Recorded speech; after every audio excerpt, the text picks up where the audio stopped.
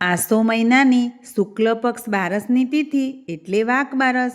કેટલાક લોકો વાઘ બારસ કે વાઘ બારસ કહે છે, પણ સાચા અર્થમાં વાઘ બારસ કહેવામાં આવે છે. વાઘ એટલે કે વાચાની દેવી માં સરસ્વતીની પૂજાનો દિવસ. આપણી વાચાથી કોઈનું દિલ ના દુભાય તે માટે સરસ્વતીની પૂજા કરવામાં આવે છે. ધનતેરસના દિવસે મા લક્ષ્મીની પૂજા કરાય છે અને તેના આગળના દિવસે એટલે કે વાઘ બારસના દિવસે મા સરસ્વતીની પૂજા કરાય છે. મા સરસ્વતી સદાય આપણી જીભ ઉપર વાસ કરે અને આપણાથી સારું બોલાય અને કોઈનું દિલ ના દુભાય તે માટે પ્રાર્થના કરવામાં આવે છે. આ પર્વનું ગુજરાતમાં ખૂબ મહત્ત્વ છે. વાઘ બારસના દિવસે વેપારીઓ જૂના ચોપડાનો હિસાબ પૂરો કરે છે અને નવા વર્ષથી નવા ચોપડા સાથે શરૂ થાય છે નવા વર્ષનો હિસાબ.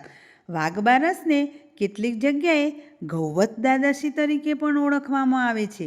આ દિવસે ગાય માતા અને વાછરડાની પૂજા કરવામાં આવે છે અને આપણે ગાયને માતા તરીકે સદાય પૂજા કરીએ છીએ. તેથી આપણે ગાય માતાની પૂજા કરીએ છીએ.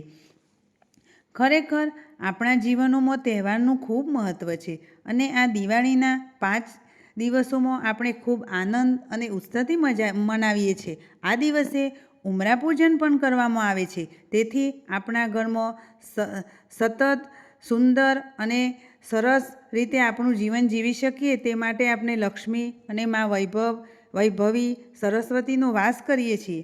અને વાઘ બરસથી ઘરે ઘરે દીવડાઓ પ્રજ્વલિત કરવામાં આવે છે.